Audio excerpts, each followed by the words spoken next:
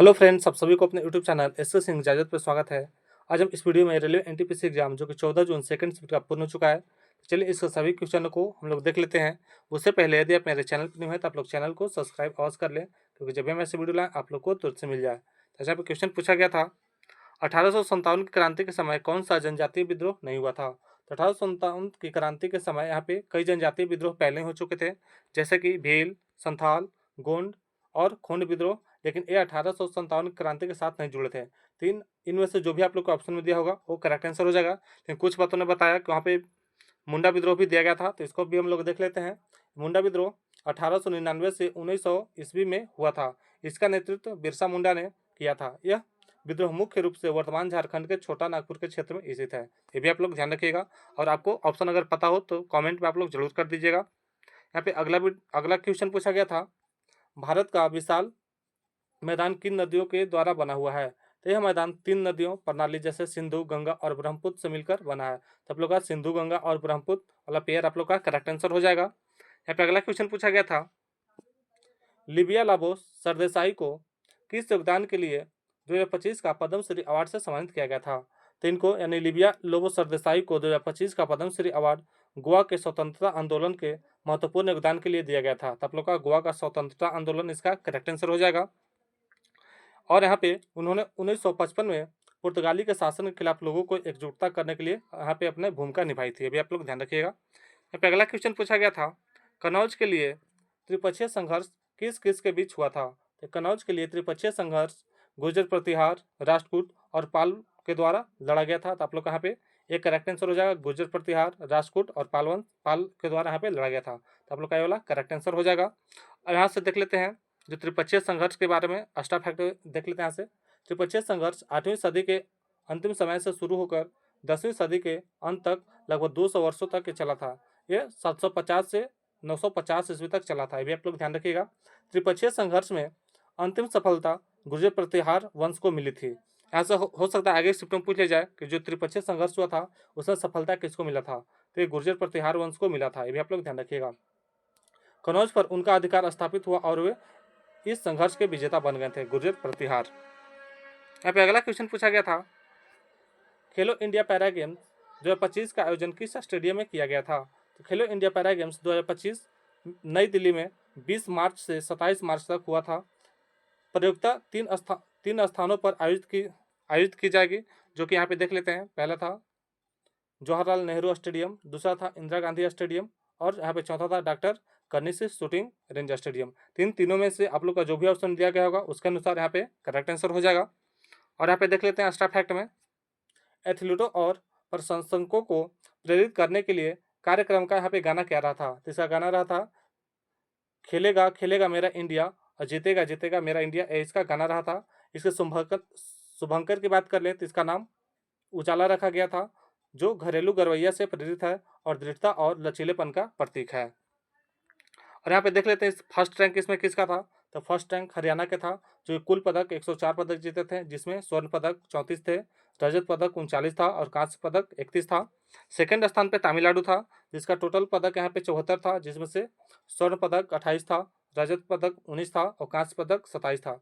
और थर्ड पे रहा था उत्तर प्रदेश, जिसने टोटल 64 यहाँ पे पदक जीता था, स्वर्ण पदक 23 था, रजत पदक यहाँ पे 21 था और कांस्य पदक इसका 20 था। ये भी आप लोग ध्यान रखिएगा। हो सकता है पूछ लिया जाए कि फर्स्ट प्रदान पर कौन था, तो यहाँ पे हरियाणा था। यहाँ पे अगला क्वेश्चन पूछा गया था, IMF के द्वारा भारत की मुद्रास्फीति कितने प्रतिशत रहने का अनुमान लगाया गया है। तो IMF ने 2025 से 26 के लिए भारत की खुदरा मुद्रास्फीति 4.2% रहने का अनुमान लगाया है। तो आप लोग का 4.2 इसका करेक्ट आंसर हो जाएगा, 4.2%। यहाँ पे अगला क्वेश्चन पूछा गया था, MS वर्ड में नया डॉक्यूमेंट खोलने के लिए कौन सा शॉर्टकट की का प्रयोग किया जाता है। तो Ctrl+N का प्रयोग किया जाता है। तो आप लोग का Ctrl+N करेक्ट आंसर हो जाएगा। यहाँ पे अगला क्वेश्चन पूछा गया था, इनमें से कौन कंप्यूटर के CPU का भाग नहीं है। तो CPU इसके कंप्यूटर का CPU को हम लोग कंप्यूटर का ब्रेन भी कहते हैं।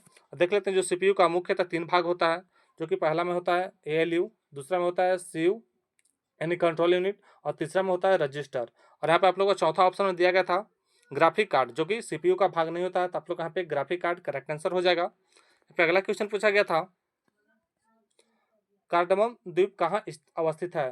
तो कार्डमम द्वीप लक्षद्वीप के कदमता द्वीप के रूप में भी जाना जाता है, जो कि अरब सागर में स्थित है। तो आप लोग यहाँ पे अरब सागर इसका करेक्ट आंसर हो जाएगा।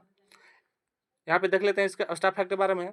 यदि आप कार्डमम पहाड़ियाँ की बात कर रहे हैं तो वह दक्षिण भारत के पश्चिम घाट की इलायची पहाड़ियों के नाम से भी जानी जाती है, जो मुख्यतः केरल और तमिलनाडु के दक्षिण पश्चिम हिस्से में स्थित है। ये भी आप लोग ध्यान रखिएगा। यहाँ पे अगला क्वेश्चन पूछा गया था, विभिन्न रिपोर्टों और बजट विश्लेषणों के अनुसार है कितने प्रतिशत भारतीयों ने आयकर दिया है?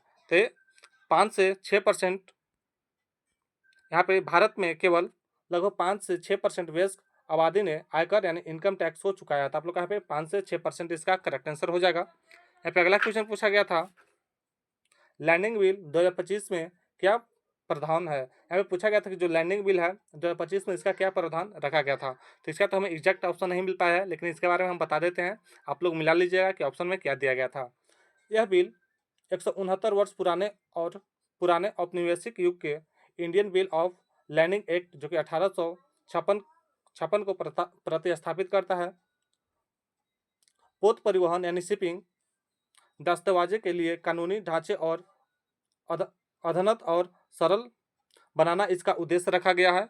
और यहाँ पे इसका है उद्देश्य पुराने कानून की भाषा को आधुनिक, सरल और अंतर्राष्ट्रीय मानकों के अनुरूप बनाया गया है। प्रावधानों को पुनर्गठित किया गया है जिससे व्यापार प्रक्रिया अधिक स्पष्ट और सुलभ हो सके।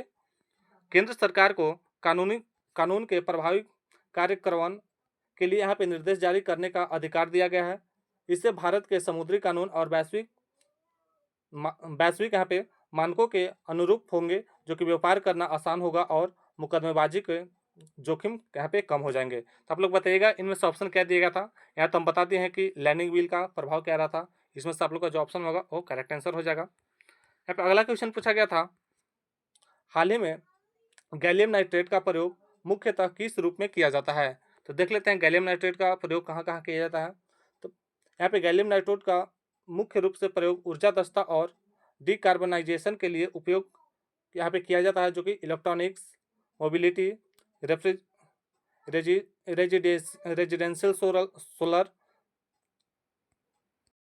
टेलीकम्युनिकेशन और एआई डेटा सेंटर जैसे यहाँ पे इंडस्ट्री में इसका किया जाता है। तो आप लोग को इन ऑप्शन में से जो भी दिया गया होगा वो आप लोग का करेक्ट आंसर हो जाएगा। यहाँ पे अगला क्वेश्चन पूछा गया था, भारत के उत्तर में पश्चिम से पूर्व तक की लंबाई कितनी है? तो भारत में उत्तर से पश्चिम, यहाँ पे उत्तर से पश्चिम से पूर्व तक की लंबाई लगभग 2933 किलोमीटर है। तो आप लोग यहाँ पे 2933 किलोमीटर करेक्ट आंसर हो जाएगा, जो कि भारत के उत्तर से दक्षिण की लंबाई 3214 किलोमीटर है। ये भी आप लोग ध्यान रखिएगा।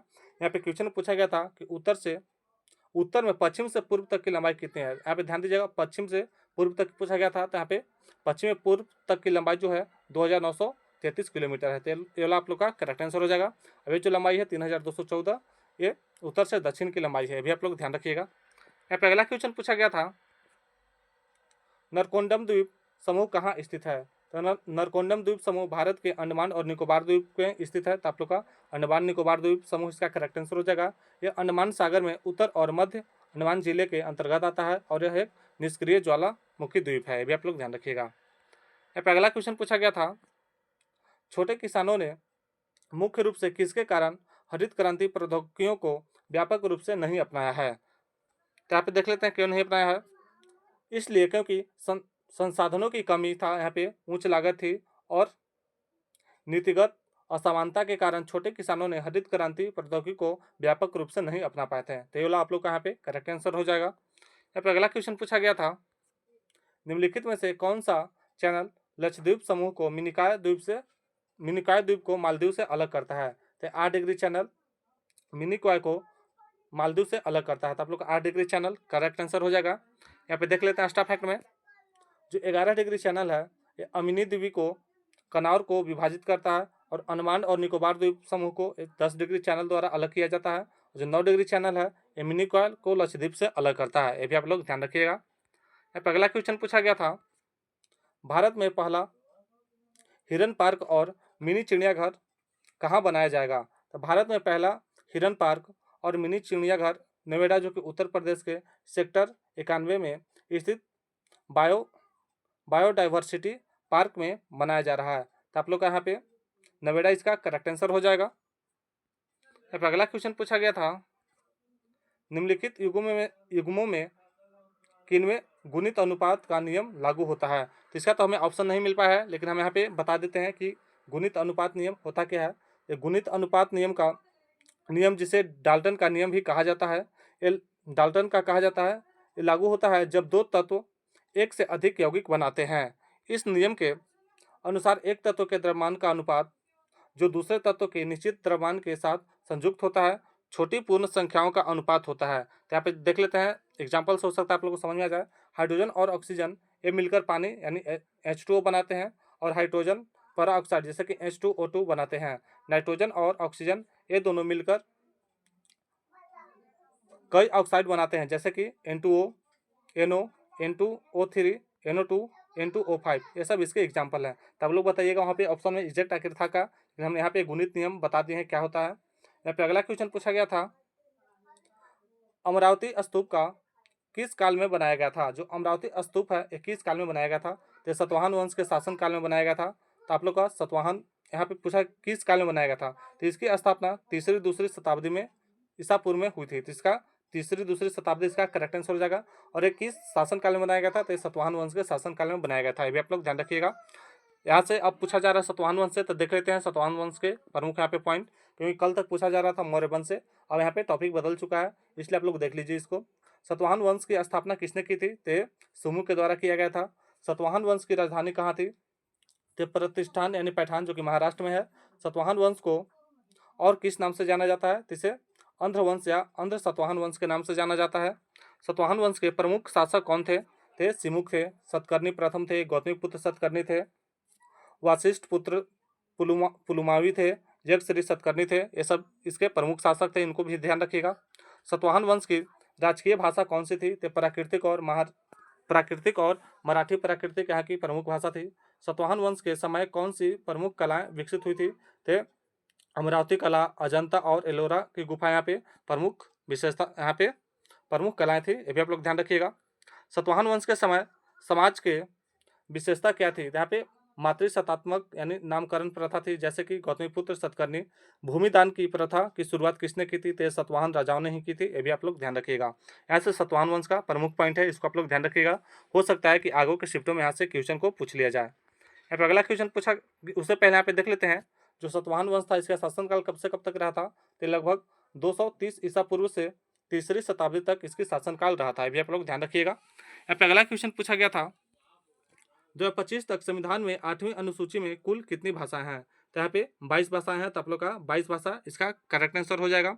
मूल संविधान में 8वीं अनुसूची में ऐसे 14 भाषाएं थी। तो यहाँ पे पूछा गया था क्वेश्चन में 2025 तक 22 भाषाएं हैं। तो आप लोग का यहाँ पे 22 भाषा करेक्ट आंसर हो जाएगा। यहाँ पे अगला क्वेश्चन पूछा गया था, सिंधु घाटी सभ्यता में कपास के साक्ष्य कहाँ से मिले थे। तो देख लेते हैं सिंधु घाटी में कपास के साक्ष्य कहाँ से मिले थे।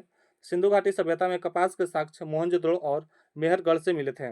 मोहनजोदड़ो में कपड़े के टुकड़े और धागे के अवशेष मिले हैं, जबकि मेहरगढ़ में कपास की खेती की शुरुआती प्रमाण मिलते हैं। तो आप लोग का या तो मोहनजोदड़ो दिया होगा या फिर मेहरगढ़ दिया होगा, इन दोनों में से जो भी दिया गया होगा वो आप लोग का करेक्ट आंसर हो जाएगा। यहाँ पे अगला क्वेश्चन पूछा गया था, भारतीय संविधान की 11वीं अनुसूची में कितने विषय हैं।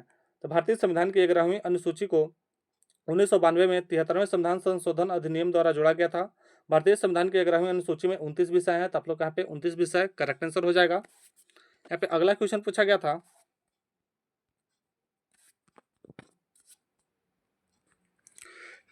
किस अधिनियम में मूल रूप से ब्रिटिश राज का दौरान इंपीरियल लेजिस्लेटिव काउंसिल द्वारा भारत में पारित किया गया था। तो देख लेते हैं कब पारित किया गया था। तो 1872 में ब्रिटिश राजा के दौरान इंपीरियल लेजिस्लेटिव काउंसिल का यहाँ पे काउंसिल द्वारा भारत में मूल रूप से भारतीय साक्ष्य अधिनियम यानी इंडियन एविडेंस एक्ट 1872 में पारित किया गया था। तो आप लोग का भारतीय साक्ष्य अधिनियम 1872 इसका करेक्ट आंसर हो जाएगा। यहाँ पे अगला क्वेश्चन पूछा गया था, ठुमरी संगीत निम्नलिखित में से किस नृत्य शैली से संबंधित है। तो कथक से संबंधित है। तो आप लोग यहाँ पे कथक करेक्ट आंसर हो जाएगा। देख लेते हैं इसका एक्स्ट्रा फैक्ट में, जो ठुमरी है ये किस भाषा में गाई जाती है। तो मुख्य रूप से ब्रज भाषा और अवधी भाषा में गाई जाती है। ठुमरी के प्रमुख घराने को देख लेते हैं। तो बनारस घराना, लखनऊ घराना और पटियाला घराना से संबंधित है। यहाँ पे ठुमरी के प्रमुख कलाकार को भी देख लेते हैं। ये बेगम अख्तर थे, गिरजा देवी थी, शंभू महाराज जो कि कथक से ये भी संबंध रखते हैं। ये सब आप लोग को ध्यान रखना है, हो सकता है सब लोग को आगे के शिफ्टों में क्वेश्चन देखने को मिल जाए। यहाँ पे अगला क्वेश्चन पूछा गया था, भारत की सबसे लंबी नदी कौन सी है? तो ये गोदावरी नदी है। तो आप लोग का गोदावरी करेक्ट आंसर हो जाएगा। गोदावरी नदी की लंबाई लगभग 1465 किलोमीटर है, जो कि मील में पूछा जाए तो ये 910 मील है। ये भी आप लोग ध्यान रखिएगा। यहाँ पे अगला क्वेश्चन पूछा गया था, इंडियन ओपन 2025 स्क्वैश के PAS कॉपर प्रतियोगिता का पुरुष खिताब किसने जीता है? तो मिस्र के करीम एल टर्की ने जीता है। तो आप लोग का करीम एल टर्की हो जाएगा। उन्होंने फाइनल में भारतीय अभय सिंह को हराया था। ये भी आप लोग ध्यान रखिएगा। लेकिन इसका करेक्ट आंसर करीम एल टर्की हो जाएगा, जो कि भारतीय अभय सिंह को इन्होंने हरा दिया था। ये महिला में पूछा जाए कि महिला में किसने जीता है? तो भारत की अनाहत सिंह ने जीते हैं। उन्होंने फाइनल में हांगकांग की हेलेन टैंग को हराए थे। और यहाँ से अगला क्वेश्चन पूछा जाए कि जैसे भारत में पहला प्रोफेशनल स्क्वैश एसोसिएशन कॉपर प्रतियोगिता कहाँ आयोजित की गई थी? तो ये मुंबई में आयोजित की गई थी। तो आप लोग का ध्यान रखना है, ये मुंबई में आयोजित किया गया था। इंडियन ओपन 2025 कॉपर प्रतियोगिता यहाँ पे मुंबई में आयोजित किया गया था। ऐसा अगला स्टार है, स्क्वैश को पहली बार किस ग्रीष्मकालीन ओलंपिक में शामिल किया गया था? तो 2028 लॉस एंजिल ग्रीष्मकालीन में इसको शामिल किया जाएगा। ये सभी आप लोगों को ध्यान रखना है, हो सकता है आगे के शिफ्टों में यहाँ से देखने को क्वेश्चन मिल जाए। अगला क्वेश्चन पूछा गया था, राष्ट्रपति मंत्रिमंडल से कितनी बार पूर्ण विचार के लिए सलाह दे सकते हैं? तो केवल एक बार दे सकते हैं। तो आप लोग का एक बार करेक्ट आंसर हो जाएगा। 42वां संविधान संशोधन जो कि 1976 के अनुसार राष्ट्रपति मंत्रिमंडल की सलाह के अनुसार कार्य करने के लिए बाध्य था। ये भी आप लोग ध्यान रखिएगा। यहाँ पे अगला क्वेश्चन पूछा गया था, और सारणी में कौन सा कथन सही नहीं है? यहाँ पे पहला ऑप्शन था अधातु दोनों कोनों पर होते हैं। दूसरा ऑप्शन था उपधातु पूरे आवर्त सारणी में रैंडम बिखरे हुए होते हैं। तीसरा ऑप्शन था बाएं और धातु को रखी गई है। तो इसका करेक्ट आंसर हो जाएगा दूसरा नंबर, जो कि उपधातु पूरे आवर्त सारणी में रैंडम बिखरे हुए नहीं होते हैं। ये आप लोग का गलत कहा गया है। तो यही आप लोग का ऑप्शन करेक्ट आंसर हो जाएगा। इन तीनों कथनों में से उपधातु पूरे आवर्त सारणी में रैंडम बिखरे हुए नहीं होते, यह कथन गलत है, इसलिए आपका ये वाला कथन करेक्ट सही हो जाएगा। तो आज हमें दोस्तों के द्वारा इतना ही प्रश्न मिल पाया जो कि ऑथेंटिक और रियल है। अगर मेरा वीडियो अच्छा लगा हो तो आप लोग वीडियो को एक लाइक अवश्य कर दीजिएगा, और मेरे चैनल पर नहीं हो तो चैनल को भी सब्सक्राइब अवश्य कर लीजिएगा, क्योंकि जब भी हम ऐसे वीडियो लाएँ आप लोग को तुरंत से मिल जाए। और मेरा वीडियो देखने के लिए बहुत बहुत धन्यवाद। तब तक मिलते हैं नेक्स्ट वीडियो में।